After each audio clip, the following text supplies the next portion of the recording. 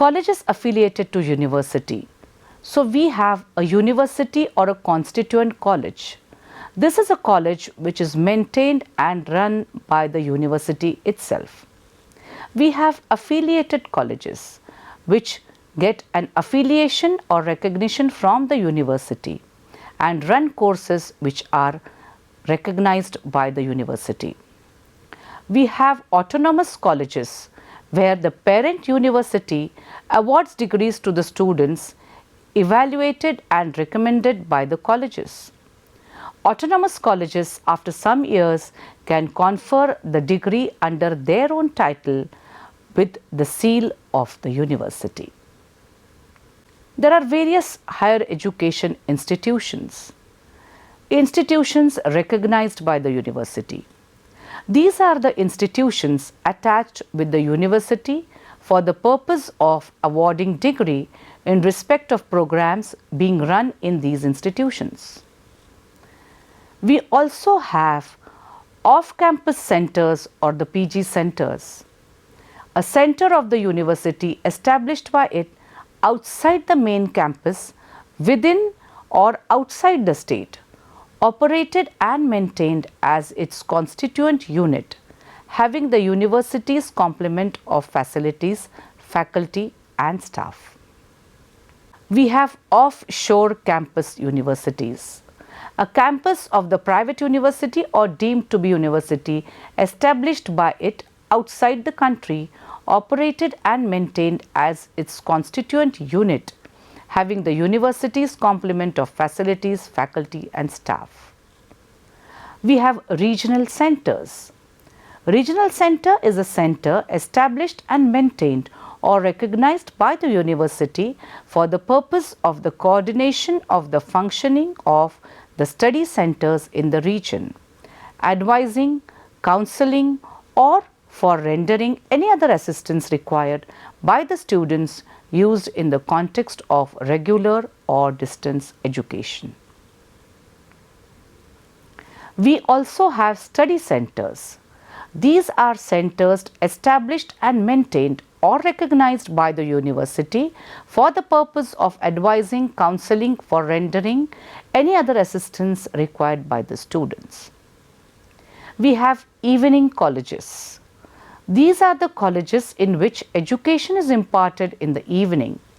It may be noted that in a few colleges using the same infrastructure, education is imparted in two sessions, morning or day session and evening session.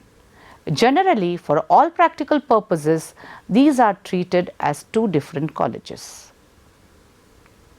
Another type of institution are the standalone institutions, which are not affiliated or recognized by the university. There are several institutions which are outside the purview of the university and the college. These institutions generally run diploma or PG diploma level programs for which they require recognition from one or the other statutory bodies. We also have institution for women. It is an institution which enrolls only female students in all its programs and it's categorized as institution for women. Such institutes may or may not have male teaching and non-teaching staff. The SNDT University is one such example of the institution for women. Now let us look at how these higher education institutions are managed. The first and the foremost is the central government. So there are institutions which are established, run and controlled by the central government. The second type of institutions are the state government institutions which are established by the state. The local body also establishes various colleges and institutions. There are private aided institutions which are managed by an individual or a trust and a society, but which receives grants from the government.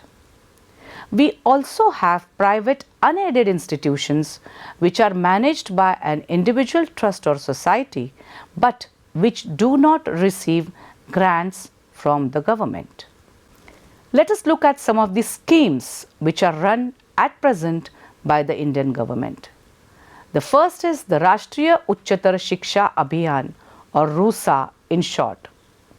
It is a centrally sponsored scheme launched in the year 2013. The aim is to provide strategic funding to eligible state higher educational institutions. The central funding in the ratio of 60-40 for general category states, 90-10 for special category states, and 100% for union territories. The funding would be norm-based and outcome-dependent. The funding would flow from the central ministry through the state governments, union territories to the state higher education councils before reaching the identified institutions. The main objectives of the RUSA: the first one, to improve the overall quality of the state institutions by ensuring conformity to prescribed norms and standards, and adopt accreditation as a mandatory quality assurance framework. To usher transformative reforms in the state higher education system by creating a facilitating institutional structure for planning and monitoring at the state level, promoting autonomy in state universities, and improving governance in institutions. Ensure reforms in the affiliation, academic and examination systems.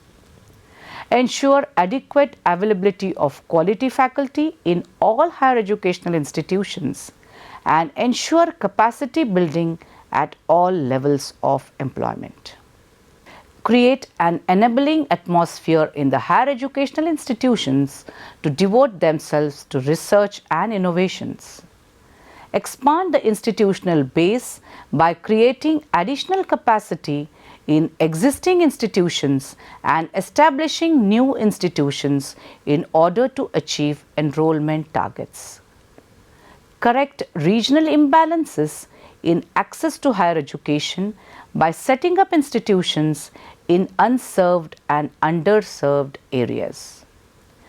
Improve equity in higher education by providing adequate opportunities of higher education to SC/STs and socially and educationally backward classes. Promote inclusion of women, minorities and differently abled persons. Another scheme is National Initiative for Design Innovation, launched during the year 2014. The MHRD launched this scheme in the 12th plan. Under this initiative, 20 new design innovation centers, 1 open design school, and a national design innovation network linking together all these schools are proposed to be set up. 20 DICs are proposed to be co-located in existing publicly funded institutes of national repute like IIT, NIT, central and state universities. ODs are expected to ensure maximum reach of design education and practice in the country through various collaborative education programs and free sharing of its courseware through the internet. NDIN is expected to be a network of design schools that work closely with other leading institutes of industry and academia, NGOs and the government to further reach and access of design education, to promote design innovation in all sectors, and to develop wide-ranging collaborative projects between institutions. The Pandit Madan Mohan Malviya National Mission on Teachers and Teaching, initiated during the year 2015, focuses on the quality development of institutions in variety of ways.